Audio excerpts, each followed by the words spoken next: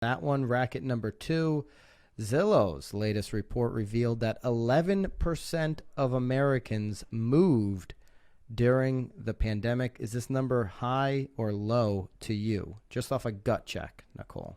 Oh, jeepers creepers. I asked you that question. No, I have no idea. You asked me I what said, it was last what is year. it usually? And what is it? Zillow doesn't tell us what it is. Zillow doesn't tell us. Usually. And I feel kind of foolish that I don't know. But again, based on what we've seen, in my mind, 11% must be high. I mean, it was. Zillow keeps talking about the great reshuffling. We've talked about this so many times. I feel like I can't talk today. You can't ever talk. So no. Well, no. It's a good, great job at a podcast. Can't talk. Yeah. And they even reference the great reshuffling here from urban coastal hubs to nearby far-flung suburbs with more space and lower prices. Map showing where everybody. Yep, we're going to put headed. that map up there too. We're putting a lot of maps up. So wow, a lot of people from LA went down to Austin and Dallas. Yeah, California's moving to Texas. Northeast is moving to Florida and the Carolinas, which they always have. Chicago's moving to Arizona and Florida. So yeah, you've got all this kind of stuff. Northern California is moving, I guess, up to Washington. Seattle. Seattle specifically. These are metro hubs. City. Metro hubs, yeah. So take a look at that. This is a great Inman article just to dig around on some of there's a lot of numbers in here. So this was 25. Lots of numbers. 2,500 Americans were surveyed, and that's how they got to that 11% numbers. Maybe a small sample size.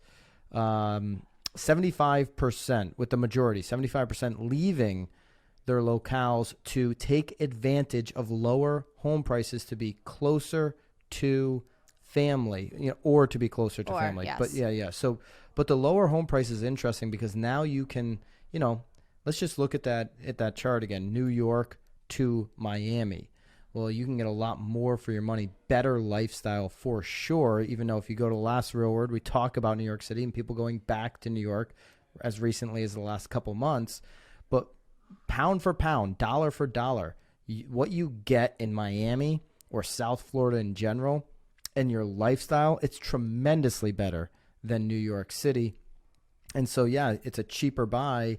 And if you can work remote, which if you go back to the Last Real Word, I don't know if that's going to last for everybody, then it makes sense to make that move. That being said, there are a lot of financial companies moving to Southern Florida. And so if your company now moves to this area, you can move right along with the company if you need to be back in the office. So there is definitely, I was thinking about what we talked about last week with the New York thing. Mm-hmm. I still think I'm flip-flopping here a little bit. About what? About life going back to the norm, like the new normal? Or? No. I think people are going back into the offices for sure. Yes. So I'm not flip-flopping on that. I'm a buyer on that. People going back into offices. Okay. But I don't know that all those offices are going to be in New York long term. There's a ripple effect to this, and we've got to wait and see what happens over the next 5 to 10 years.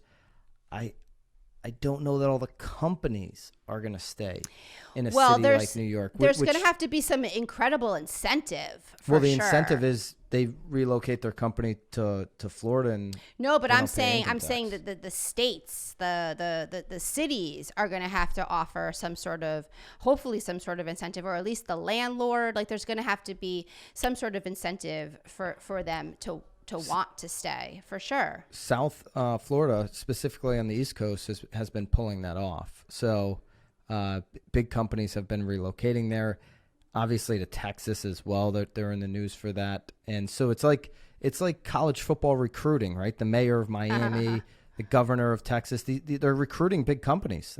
That's really absolutely. And they're not just financial companies. They're all kinds of companies. Right. So I don't know. I know that I may have come off, and go back and watch episode 168 last week, where we break down the New York, the leases are up and people are, office spaces up and people are moving back into New York. I am bullish on New York making a comeback, but they also fell so far. I'm still very much bullish on people going to these states that make a whole lot more sense on lifestyle and financially. Absolutely. I agree. I do think, though, that if people don't have to go into the office, again, which is sort of counteracting what we had sort of talked about last week, but I think that people still who are diehard New Yorkers are still going to want to go back to the city as long as it's safe.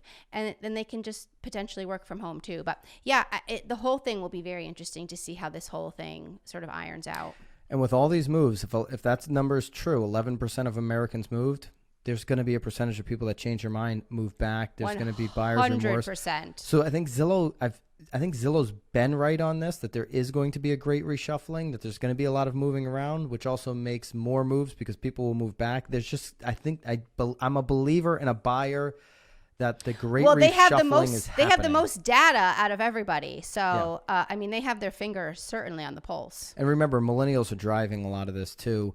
The majority of millennials in this year, 2021, are turning 30, or is that the average age? Axios just did a study that I just saw. Millennials, they're ready to take over the real estate market, they say, but they've been taking over. About 4.8 million millennials are turning 30 in 2021, and if they haven't already entered the home buying game, they're expected to. So that's also creating this reshuffling effect. For sure.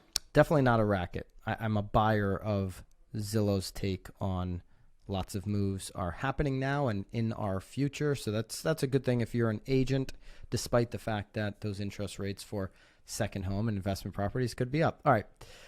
Let's go to